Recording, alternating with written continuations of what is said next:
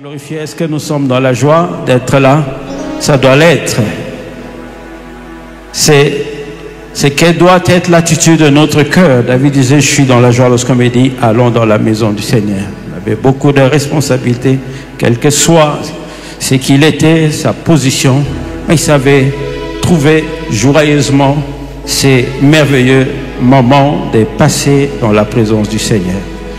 Nous souhaitons encore une fois la bienvenue à chacun de nous. Si vous avez vos Bibles, veuillez ouvrir avec moi. Nous sommes toujours et encore dans Matthieu chapitre 11. Lisons à partir du verset 7 au verset 11. Je lis pour nous. Comme il s'en allait, Jésus s'est mis à dire à la foule au sujet des gens: qu'êtes-vous allés voir au désert? Un roseau agité par le vent? Mais qu'êtes-vous allés voir? Un homme vêtu d'habits précieux? Voici ceux qui portent des habits précieux sont dans les maisons de rois. Qu'êtes-vous donc allés voir? Un prophète? Oui, vous dis-je, plus qu'un prophète, car c'est celui dont il est écrit: voici, j'envoie mon messager devant ta face pour préparer ton chemin devant toi. Je vous l'ai dit en vérité, parmi ceux qui sont nés des femmes, il n'y en a point paru des plus grands que Jean-Baptiste. Est-ce qu'on pouvait encore acclamer cette parole du Seigneur? Eh bien, le dimanche passé, nous avions déjà abordé ces thèmes où on a touché énormément de choses. Nous sommes en train de parler sur la vraie grandeur, sur la grandeur. Tout le monde désire être grand. Et ça, c'est une vérité. Si je suis prédicateur, je voudrais être grand. Je voudrais avoir une grande église pleine, qui ait des véhicules partout. Ça fera la grandeur de mon ministère. C'est le désir de tout le monde. Personne ne veut faire quelque chose que ça reste petit. Il veut que ça soit grand. Parce que c'est ce que nous faisons, fait notre valeur. Alléluia. Tout le monde veut être grand. Lorsque je travaille quelque part, je ne veux pas être au bas de l'échelon, je veux être au sommet ou quelque part dans la hiérarchie, que ce soit dans l'armée, que ce soit dans la fonction publique, que je sois peut-être un directeur provincial. Nous voulons tous être grands, les artistes, les sportifs, tout le monde veut être grand dans son domaine. Et cela nous concerne tous. La grandeur, qu'est-ce donc? Nous avions dit que ça vient de l'adverbe grand, pour traduire ce qui est énorme, ce qui est ample, ce qui dépasse la mesure, ce qui est extraordinaire dans la définition ordinaire. Le monde a sa conception sur la grandeur et Dieu a sa conception. Et ce qui nous intéresse dans ce que nous sommes en train de parler, c'est d'avoir la définition de la grandeur devant Dieu. Parce que nous nous réclamons du Seigneur. Et c'est important, les dieux avec qui nous marchons, pour qu'ils puissent nous considérer grands. Qu'est-ce qu'on doit être? Qu'est-ce qu'on doit faire? Alléluia. Le monde appelle grand un savant, un grand homme politique, un président, un gouverneur, un grand artiste. Nous avions parlé de toutes ces choses. Un grand tennis man qui a beaucoup de trophées. Un grand footballeur dont les statistiques sont énormes. Eh bien, c'est ça, c'est ce que le monde appelle grand. Lorsqu'on est riche, on a beaucoup de biens, on a beaucoup de voitures, on porte des habits précieux, des habits des marques, des habits bien griffés. On nous appelle grand. C'est ce que le monde appelle grand. Et c'est ce qui est triste. C'est une bonne chose, être grand. C'est une bonne chose d'avoir toutes ces choses qui font le nom de quelqu'un, qui font sa célébrité, qui font sa grandeur. Mais beaucoup, c'est à tout prix, par tout le moyen, qui cherche à se faire un nom, qui cherche à se rendre célèbre. il y en a qui tendent la main au diable, il y en a qui sacrifient leurs enfants pour la promotion de ce qu'il fait, pour devenir riche, pour devenir puissant, pour avoir un grand poste politique, autant de choses. Qu'est-ce donc la grandeur devant le Seigneur? Jésus dit, de tous les hommes nés de femmes, il n'y en a point paru de plus grand que Jean-Baptiste. Et c'est ce que nous voulons pénétrer, nous voulons approfondir, analyser tous ces discours du Seigneur et comprendre sa philosophie, comprendre sa définition pour qualifier quelqu'un de grand devant ses yeux. L'homme regarde à ce qui frappe l'œil, mais Dieu ne regarde pas ce qui frappe l'œil. Dieu ne regarde pas la beauté de notre visage, la couleur de notre peau, nos titres, l'argent que nous avons, la position que nous avons dans la société, selon ce qu'on peut être, la gloire qui nous entoure dans le domaine où nous évoluons, si nous sommes boxeurs, si nous sommes catcheurs, si nous sommes footballeurs, et j'en passe. Dieu ne regarde pas tout ça. C'est une autre dimension dans nous qu'il considère. Et même lorsque nous entrons dans l'église ici, le Seigneur ne regarde pas nos vestes, ne regarde pas nos bijoux, ne regarde pas nos chaussures, tout ce que nous avons apporté, nous avons porté sur nous. Mais il voit que de cœur entrer et s'asseoir. Et dit, mes voix ne sont pas vos voix. Mes pensées ne sont pas vos pensées. Des fois, nous nous préoccupons le plus pour regarder quelle veste je vais porter aujourd'hui. Il y a même des gens qui ne peuvent pas rater de venir à l'église parce qu'ils regardent ses habits et disent, j'ai déjà tout porté. Je n'ai rien à porter. Et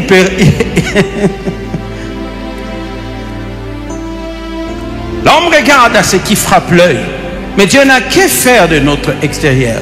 Il n'a que faire de notre argent, de nos moyens, de tout ce que nous pouvons avoir, de nos diplômes. Il n'a que faire. Ça ne veut pas dire que ce n'est pas important. C'est important. C'est lui qui a inspiré dans l'organisation des hommes pour être qualifiés, que nous puissions parler, plutôt passer par les bancs de l'école, faire des études et même faire des autres études. Je ne néglige pas les études, je ne néglige pas toutes ces choses. Du reste, moi-même, je suis allé très loin dans les études parce que c'est important. J'ai fait 5 ans d'études universitaires pour avoir un diplôme dans les finances. Et j'ai fait 5 autres bonnes années pour avoir ma licence en théologie. Et j'ai fait encore d'autres années de plus pour poursuivre avoir ma maîtrise. C'est important. Mais loin de là de croire que c'est ça qui va faire notre grandeur, notre valeur. Quel que soit le nombre de diplômes qu'on peut avoir, ce n'est pas ça qui fait la valeur, qui fait la grandeur d'un homme devant Dieu. Alléluia. Combien de bandits diplômés dans l'échelle des gouvernements des nations en Afrique, combien de gens hautement titrés, hautement diplômés, mais qui sont des vrais bandits et qui amènent l'Afrique nulle part. Ils ont étudié à Sorbonne, ils ont étudié à Var, ils ont étudié ici et là, à Louvain, à Lovagnon.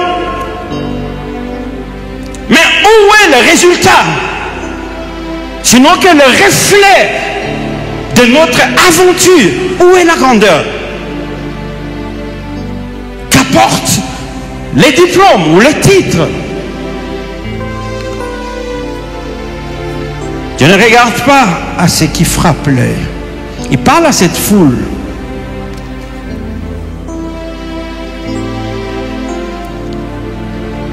Et leur dit, je vous dis en vérité. C'est là qu'il a commencé son discours. En vérité, je vous l'ai dit. Lorsque le Seigneur fait recours à cette formule, souvent c'est pour souligner le caractère capital, important des discours qu'il veut tenir. pour dire que la matière que nous sommes en train de traiter est importante. Ainsi le Seigneur, s'adressant à cette foule, il leur dit, je vous le dis en vérité. Comme pour dire, c'est capital, c'est important. C'était une formule propre à lui. Il avance, il dit, de tous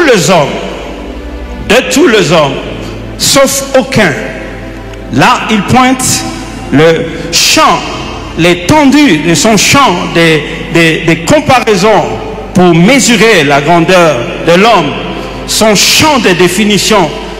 Il prend en compte tous les aspects de l'humanité. Lorsqu'il dit de tous les hommes, il fait allusion aux petits, il fait allusion aux grands. Lorsqu'il dit de tous les hommes, il fait allusion aux pauvres, il fait allusion aux riches. Il fait allusion à toutes les races. La race noire, la race blanche, la race rouge, jaune. Il fait allusion à toutes les générations. Parce qu'il mentionne de tous les hommes nés de femmes. Ça me permet d'exclure Adam. Et de partir des fils d'Adam. Parce que Adam, c'est la seule personne qui peut gérer. Hein, Pasteur Oscar, comme elle le faisait là, on dit, Dieu ma mère. Il n'y a qu'Adam qui peut dire, Dieu ma mère. Il n'a pas ni de père, ni de mère. Il n'y a que Dieu qui est son père et sa mère. Vous avez fait ça aussi. Dieu ma mère, je dis la vérité. De tous les hommes nés de femmes, il n'y en a point paru de plus grands que Jean. Donc partant des fils d'Adam, pour mettre sur son échelle des mesures de grandeur, il prend tous les hommes partant des fils d'Adam. C'est-à-dire que même Abraham, le père de la foi, est pris en compte. Même Isaac, ce riche homme d'affaires, est pris en compte. Joseph, ce puissant gouverneur en Égypte, pris en compte. Moïse, le grand prophète du surnaturel, qui a ouvert la mer Rouge avec son bâton, est pris en compte. David, ce puissant roi, guerrier et terrible, pris en compte. Salomon, le roi milliardaire, est pris en compte avec toute sa richesse et sa sagesse. Élie, le prophète, ami du feu, est pris en compte. Tous les grands, les pharaons, les Nebuchadnezzar, tous ces grands personnages que nous avons dans la parole de Dieu, le Seigneur les met tous sur cette balance pour les peser et de déclarer la grandeur de Jean-Baptiste. Il n'a point paru des plus grands que Jean. Alléluia. Des grands ont paru, mais des plus grands, il n'en a pas paru. Juste un détail pour dire que le Seigneur classifie les degrés des grandeurs des hommes, les degrés des choses que nous pouvons faire qui, à ses yeux, peuvent paraître grands, peuvent s'élever au niveau des grands. Mais il y a une autre dimension des choses qui sont plus grandes. Alléluia. Il y a des choses qui sont plus grandes, des choses qui atteignent les niveaux d'exception. Les niveaux d'exception. Et lorsque notre grandeur ou lorsque nos actions atteignent les niveaux d'exception, c'est là que le ciel est secoué. C'est là que le ciel vibre. À l'instar, je l'ai dit, de l'offrande de cette veuve dont le parfum a jailli devant le Seigneur pour appeler les disciples. Avez-vous vu cette femme? Lorsqu'il a mis ces deux pièces, parce que son action était extraordinaire devant le Seigneur. Il a vanté l'intégrité et la justice de Job. Avez-vous vu mon serviteur Job, lorsque le diable a su qu'il est, tout le monde a regardé les hommes sur la terre et dit, il n'y a aucun homme qui soit comme lui, parce que son niveau d'intégrité était exceptionnel. Il y a des choses que nous pouvons faire qui sont grandes. devant Dieu. Mais il y a un niveau de choses, un niveau de vie, un niveau de discipline, un niveau de consécration, un niveau d'engagement que nous pouvons conjuguer qui soit exceptionnel devant Dieu, qui nous mette au-dessus de la mêlée, qui nous distingue par rapport à la limite de tout le monde. Et le Seigneur nous appelle à cela. Et Dieu et le monde, tous sont à la quête de l'extraordinaire, d'exception. Lorsque nous sommes ordinaires, lorsque nous faisons des choses à la limite de ce que tout le monde fait, eh bien, cela ne vibrera pas le ciel, même pas le monde.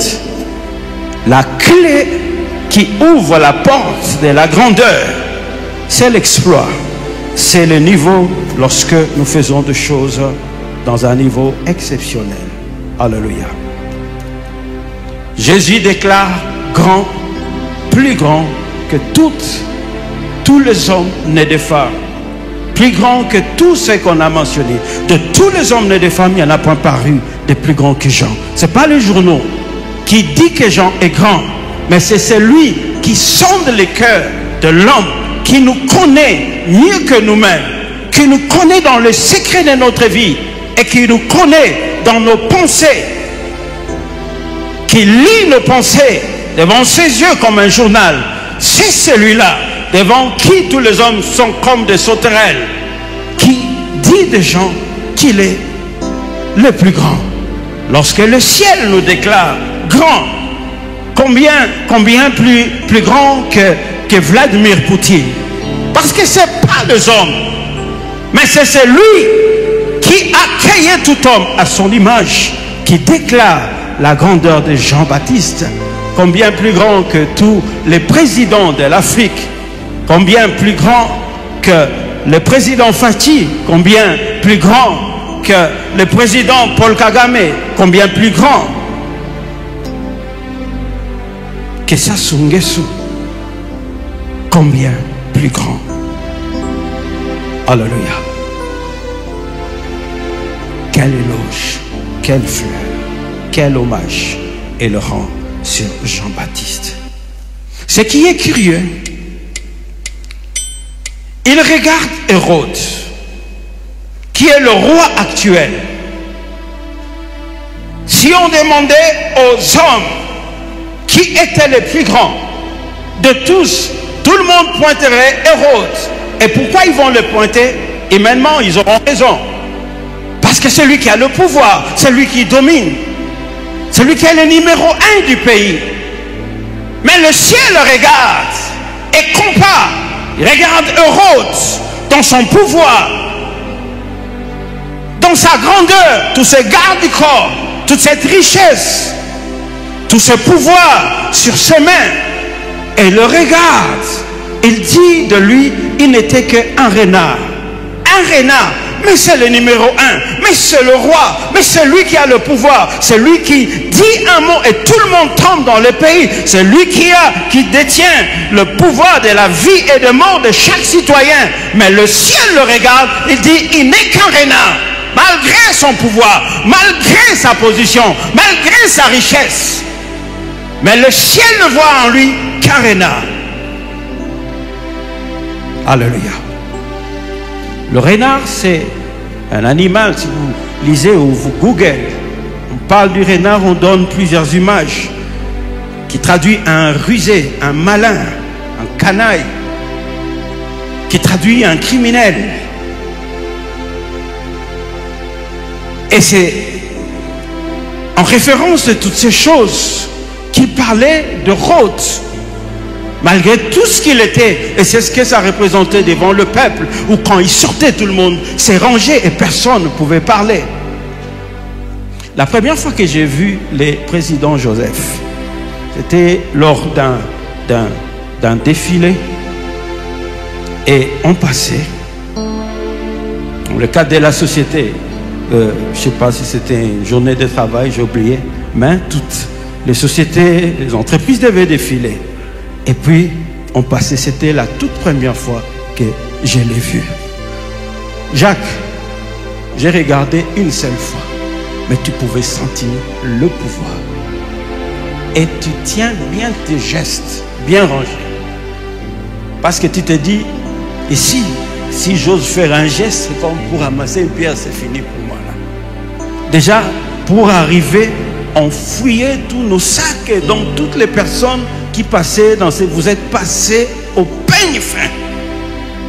Parce que c'était quelqu'un d'important qui était là. J'ai tourné le regard pour regarder une fois. Je ne voulais pas regarder la deuxième fois. J'avais envie de regarder. Je dis, tu vas paraître super ici quand tu regardes deux fois. Parce que tu regardes les militaires armés jusqu'aux dents qui étaient sur les toits, qui étaient dans des endroits. Tu dis, passe seulement toi. Et tu sens la terreur. Et tu sens la gloire du pouvoir qui était assis là. Il regarde et rôde dans un contexte comme ça par rapport à ce qu'il faisait de ce pouvoir qu'on avait mis entre ses mains. Et dit de lui qui n'était qu'un renard. Parce que lorsque pour satisfaire les plaisirs d'une femme, tu ordonnes qu'on coupe la tête d'un homme, est-ce que tu es un humain? Ce n'est pas le pouvoir qui fait la grandeur d'un homme devant Dieu. On peut beau avoir le pouvoir, mais si ce pouvoir nous rend criminels, nous rend despotes, à voir les autres comme des insectes, on peut décider de leur mort. Je ne vais plus voir celui-là, et puis on l'élimine. Je ne vais plus voir celui-là, et puis on l'élimine. Lorsque le pouvoir nous amène à voir les autres comme des arbres qui marchent, nous pouvons beau être le président, mais nous ne sommes qu'un renard devant le ciel. La grandeur n'a rien à voir avec le pouvoir. Ça n'a rien à voir avec l'argent qu'on a. Ça n'a rien à voir avec ce qu'on est capable de faire dans la vie. Ça a tout à voir avec une dimension humaine. Il regarde le pharisien, ce chef spirituel, dans leur apparat pompeux, religieux. Parce qu'ils sortaient, tout le monde paniquait, tout le monde respectait. C'était des grands chefs spirituels. Parce que le monde regarde dans l'apparat, mais le Seigneur le regarde. Il dit que c'était que des hypocrites, c'était que des sépulcres blanchis. Toute cette gloire qui exprimait leurs vêtements pompeux, grands, glorieux, magnifiques, n'avait aucune valeur devant le Seigneur. Regarde Jean. Il dit de lui, il n'y en a pas paru de plus grand que lui.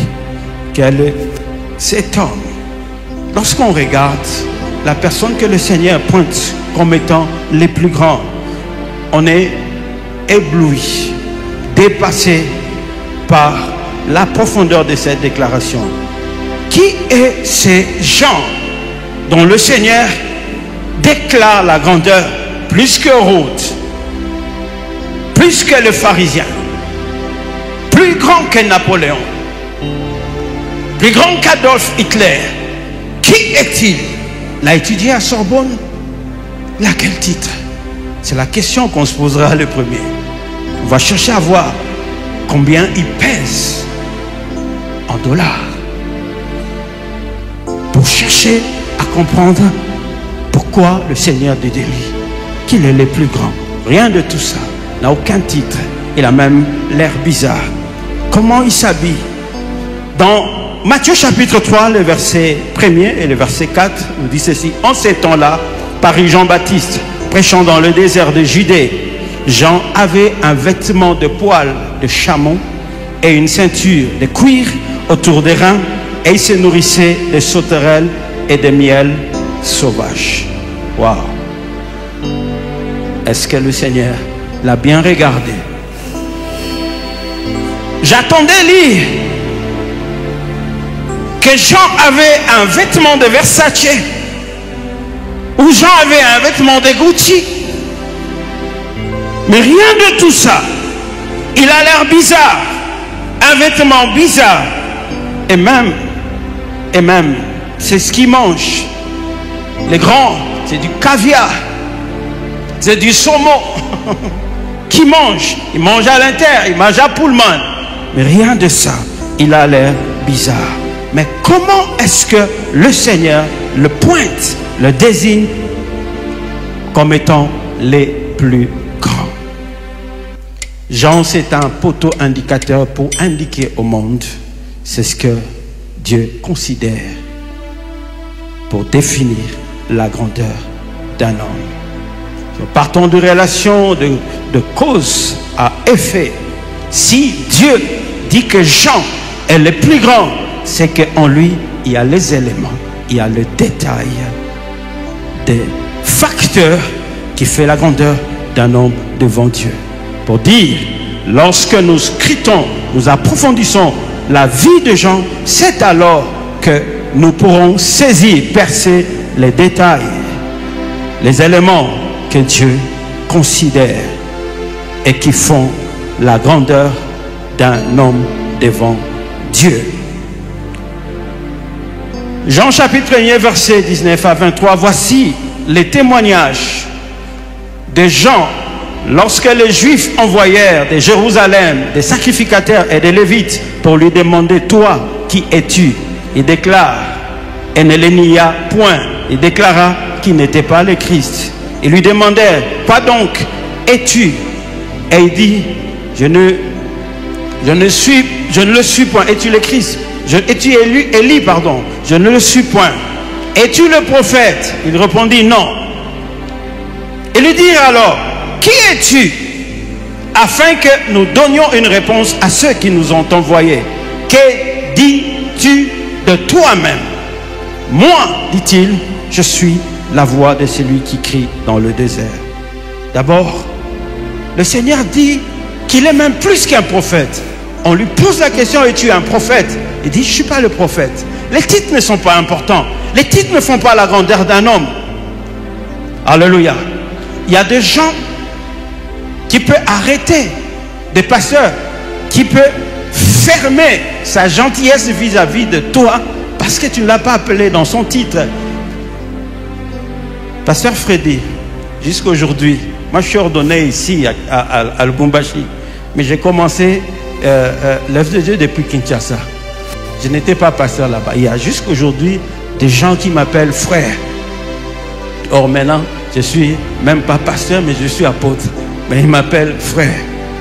Et je réponds, les titres ne font pas la grandeur. J'en sais préoccupe même pas de ça. Il est Dieu prophète, non.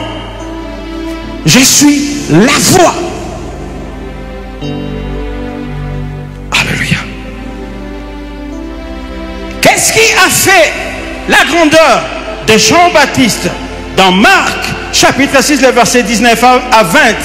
Hérode était irrité contre Jean, voulait le faire mourir, mais ne le pouvait car, Hérodias était irrité contre Jean et voulait le faire mourir, mais ne le pouvait pas car Hérode craignait Jean, le connaissant pour un homme juste et saint, et le protéger. La sainteté le fit grand. Pas besoin d'avoir des apparats, pas besoin d'être X ou Y, mais la dimension de la sainteté, un homme correct qu'il était, a fait de lui grand, au point que les numéros 1 du pays tremblaient de porter la main sur cet homme à cause du niveau de sa sainteté. Il se disait, je n'aurais pas de problème si je crée des problèmes à cet homme. La sainteté les fit grand.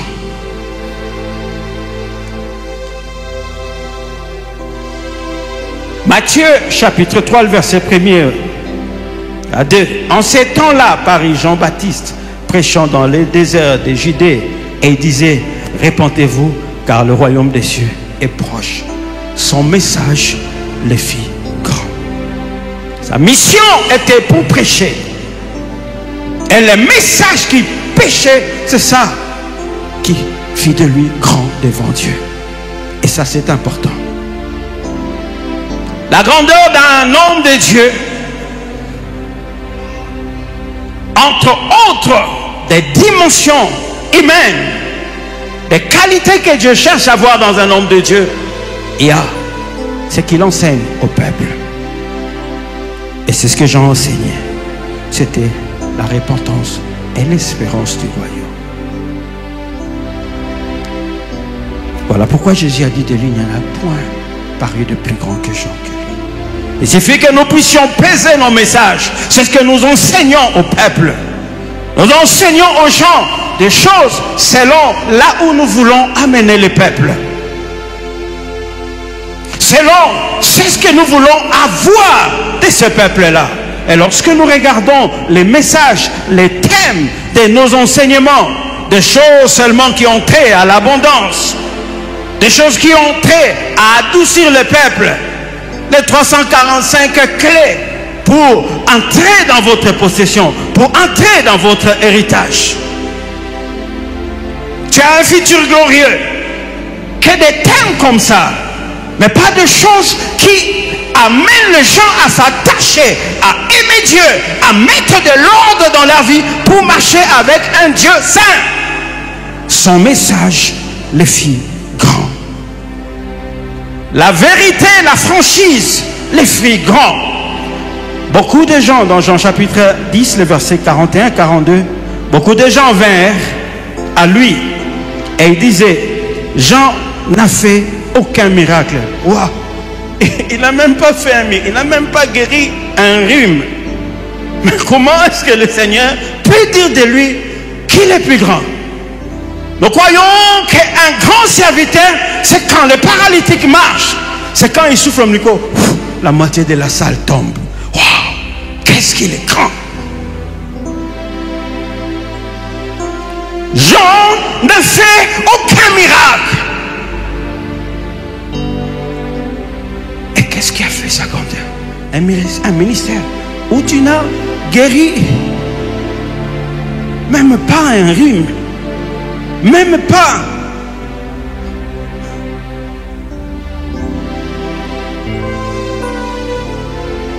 Jean n'a fait aucun miracle, mais tout ce que Jean a dit de cet homme était vrai.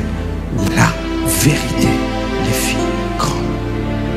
Il n'y a aucune grandeur dans un homme qui qu'il soit, quelle que soit sa position dans la société, mais qui est un menteur. Il n'y a aucune grandeur dans le mensonge. Lorsqu'un chef est un menteur, lorsqu'un pasteur est un menteur, lorsque le leader est un menteur, ils disent de fausseté. Ils racontent des histoires, ils créent même de faux miracles, de faux témoignages. Dans tout ce qui s'est passé loin, loin, loin, où personne n'était. Non, j'étais parti à une campagne au Canada. Il y avait 30 femmes stériles. J'ai prié pour eux. Ils m'ont écrit l'année prochaine. Et tous, ils ont eu des jumeaux. Il y a même des triplés, même des quadruplés. Et il n'y a aucune grandeur dans les mensonges. Jean n'a fait aucun miracle. Aucun. Nous croyons que la grandeur d'un homme de Dieu, c'est dans ces choses, dans les prophéties. Et on va même jusqu'à dire, ah, il montre les a raté. Ah, mon arrêt, le côté. Jean n'a fait aucun miracle. Mais Jésus le regarde. Il dit, de tous les hommes nés de femmes, il cite même Moïse qui a ouvert la mer Rouge. Il cite Élie qui était l'ami du feu, qui pouvait dire le feu descend, descend. Monte maintenant, ça monte. Attends, restez là au milieu. Satan. Malgré le feu qu'Élie a fait descendre, malgré la mer rouge que Moïse a ouvert, il regarde Jean qui n'a pas guéri même un rhume. Il dit, il n'y en a point paru des plus grands que lui.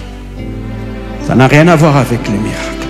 Ça n'a rien à voir avec l'impact du ministère. Mais ça a quelque chose à voir avec la vérité. La franchise le fit grand. Un homme de Dieu sans compromis. Il n'était pas flatteur. Alors que tout le monde était en train de fermer les yeux et de frapper, de flatter Hérode, Jean n'avait pas ce temps-là. Et il est même mort à cause de ça. Il dit, il ne t'est pas permis de prendre la femme de ton frère.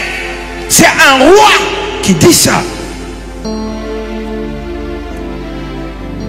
Lorsque nous avons peur d'enseigner certains messages, parce que nous craignons que certaines qualités de nos fidèles qui ont des vies compromettantes, parce qu'il est 4e bureau, il est 5e bureau, mais entre-temps c'est elle qui finance, qui donne l'argent, qui soutient l'église, qui donne beaucoup d'argent. On évite même d'enseigner certains thèmes. Il y a des pasteurs, il invite il veut savoir, tu vas parler c'est quoi? Bon, il faut pas, tu vois, pour qu'on arrondisse la franchise, la vérité les plus grands. L'humilité, l'esprit de non-compétition, la reconnaissance des grâces des autres, l'intimité avec le Seigneur. Voici autant de choses qui l'ont fait grand. Nous allons lire rapidement dans Jean chapitre 3, versets 26 à 30. Il vint trouver Jean et lui dit, Rabbi, c'est lui qui était avec toi au-delà du Jourdain, à qui tu as rendu témoignage. Voici, il baptise et tout le monde et tous vont à lui. Jean répondit, un homme ne peut recevoir que ce qui lui a été donné du ciel. Et vous-même êtes témoin que j'ai dit, je ne suis pas le Christ, mais j'ai été envoyé devant lui. C'est lui à qui appartient l'épouse, c'est l'époux. Mais l'ami de l'époux qui se tient là, qui l'entend, éprouve une grande joie à cause de la voix de l'époux. Aussi, cette joie qui est la mienne est parfaite. Il faut qu'il croisse et que moi, je diminue. Bien-aimés, combien sont à la hauteur de cette grandeur? Que de guerres parmi les hommes de Dieu, que de coups bas, que de couteaux derrière le dos, parce qu'on craint que les petits montent et que ça fasse ombrage au mien. C'est la même chose qui arrive à Jean. On lui dit que le petit là que tu as baptisé, le Kuna dirait, Atelio Libaya Musikate, juste à côté ici. Tout le monde attendrait une réaction pour dire, Pétuan, Atikara, c'est là. Ou des choses du genre ont commencé à ternir l'image du Seigneur. A dit, il faut faire attention avec les jeunes qui font des miracles aujourd'hui, qui font de coups bas. Nous ne sommes pas prêts à accepter la grâce des autres plus grande que la nôtre. Jean dit, ma joie est parfaite lorsque je l'écoute, lorsque j'entends le niveau du travail qu'il fait, ça me fait de la joie. Ma joie est parfaite. Nous, c'est le contraire. Lorsque c'est l'exploit, quelqu'un qui est passé par nous, qui était notre fils, ou qui était un prédicateur dans le parage, mais dont l'œuvre, le ministère, l'église prend tellement de l'ampleur au point de commencer à vider notre église. C'est ce qui se passe. Les gens le quittaient, ses disciples même le quittaient. Mais Jean savait que ce n'est pas par moi seul et rien que par moi que Dieu fera ou peut faire de grandes choses. Qui t'a dit que tout ce qu'il y a de grand que Dieu veut faire dans le monde, il ne peut le faire que par toi? Seulement c'est ce qui est petit qui peut faire par les autres. Nous ne sommes pas prêts à supporter les exploits, les grandes choses que Dieu fait à travers les autres. Lorsque nous serons prêts à supporter la façon dont Dieu utilise les autres et à être contents, parce que réalisons que nous sommes dans la même équipe, nous sommes dans le même champ, c'est alors que nous commencerons à atteindre la grandeur. Nous sommes loin de ce niveau. Voilà pourquoi nous voyons toutes ces guerres entre les pasteurs, entre les prophètes dans notre ville. Nous voyons comment ils sont en train de se déchirer, comment ils sont en train de s'entre-exposer, comment ils sont en train de se piéger, autant de choses. Et tout ça, ça traduit que nous ne sommes pas prêts d'accepter que l'autre monte et que moi, je reste arrière. Voilà pourquoi, par rapport à cette dimension, Jésus regarde Jean et dit, il n'y en a point paru de plus grand que lui. Nous sommes loin de ces niveaux. L'intimité avec Dieu. Il dit, l'ami de l'époux qui est là, à côté de l'époux. Il vivait près de Dieu. Il vivait dans l'intimité avec Dieu. Ce sont ces choses qui font la grandeur d'un homme. Un homme qui vit loin de Dieu. Un homme dans le cœur de qui Dieu n'a même pas une place. Qui n'a pas d'amitié avec Dieu. Il peut être le président, il peut être le ministre. Il n'est rien du tout. De tous les hommes nés de femmes, il n'y en a point paru de plus grand. Dans Matthieu, chapitre 3, verset 13 à 14, alors Jésus vint de Galilée au Jourdain vers Jean pour être baptisé par lui. Mais Jean s'y opposait en disant, c'est moi qui ai besoin d'être baptisé par toi. L'humilité. C'est un petit. J'ai commencé le ministère avant lui. Mais Jean savait que la grâce qui était dans le Seigneur était plus grande. Nous ne sommes pas prêts. Le Seigneur peut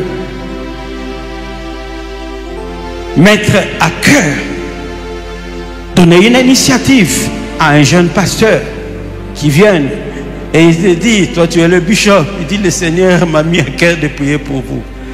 Il y a des pasteurs qui vont même insulter. Petit Satananga. Jean est disposé. Il sait percevoir la grâce qui était sur le Seigneur malgré son âge dans le ministère. Il ne veut pas rater cette grâce à cause de l'orgueil. Il dit non, non. Le niveau de la grâce que je vois sur toi, mon jeune frère, je veux que ça descende sur moi. Je ne veux pas te baptiser. Je ne me permets même pas. Nous ne sommes pas prêts à traduire cette humilité. La fidélité à la mission pour finir. La fidélité à sa mission. Faire la propagande du Seigneur. Voilà les choses qui ont fait de lui grand. Il avait toujours son doigt pointé sur le Seigneur. Il n'est pas là, n'est pas venu pour faire la propagande de soi. Des prédicateurs où il peut être du haut de l'estrade. Il prêche 45 minutes, mais pendant 30 minutes, il a passé le temps à parler de lui, à parler de ses voyages aux États-Unis, à Dubaï, de ce qu'il a fait ici et là, de ses avoirs, et j'en passe. Jean n'est pas venu pour faire la propagande de soi. Il avait son doigt pointé sur le Christ. Voici l'agneau de Dieu. Qu'il croisse et que moi, je diminue. Qu'on voit lui. La promotion du Seigneur, l'estrade, ce n'est pas pour faire étalage de ce que nous avons, de ce que nous sommes, mais nous sommes là pour parler du Seigneur. Je parle souvent à mes collaborateurs. Et il y a tellement d'exemples dans la Bible, nous devons minimiser la référence par rapport aux exploits, témoignages que nous avons faits, mais de s'appuyer sur ce qui est dans la parole de Dieu. Alléluia. L'estrade, ce n'est pas pour faire l'exposition de combien Dieu nous utilise, de combien grands nous sommes, de combien nous sommes bénis et autant de choses. Mais l'estrade est pour immoler l'agneau. Alléluia. C'est pour faire la propagande du Seigneur. Il sera élevé et tout celui qui regardera les serpents de rein sera sauvé de la morsure du serpent. Ce n'est pas ce que nous sommes, ce n'est pas nos expériences, ce n'est pas nos avoirs qui vont sauver les gens, mais lorsque nous leur parlons du Christ et de l'œuvre de la croix et de ce qu'il a accompli à Galilée, de comment il a marché sur le eau, qui sauvera les gens. Je peux beau toute la vie, si un jour j'ai marché sur le zoo, je pars partout dans le monde pour dire aux gens, j'ai marché sur le zoo. Ce n'est pas ça qui va inspirer les gens ou qui va sauver les gens. Il y a tellement de références, à 80%, appuyons-nous sur ce que Dieu a voulu que ce soit une référence pour parler aux gens. Alléluia. En conclusion, la grandeur ne dépend pas de nos titres, de notre niveau d'études, de notre beauté physique, argent, de la grande église que nous avons, la grande onction que l'on libère dans notre ministère, mais ça dépend de notre intérieur, nos valeurs intérieures, notre moralité, notre bonté, notre fidélité au Seigneur, notre sincérité, notre intégrité, la pureté de notre cœur, notre hospitalité, notre humilité. Voilà les choses qui font la grandeur de nous. Nous pouvons avoir un poste de pouvoir lorsque on a des choses, nous sommes réellement grands. Mais lorsque nous avons le pouvoir, quel que soit ce que nous pouvons être, si nous sommes loin de la grandeur d'un cœur, de la pureté d'un cœur, de l'intégrité dans le cœur, de l'amour du prochain dans le cœur, c'est pouvoir et rien du tout devant Dieu. Nous sommes petits. Il n'y a aucune grandeur en nous. Que Dieu bénisse sa parole. Nous sommes debout dans sa présence.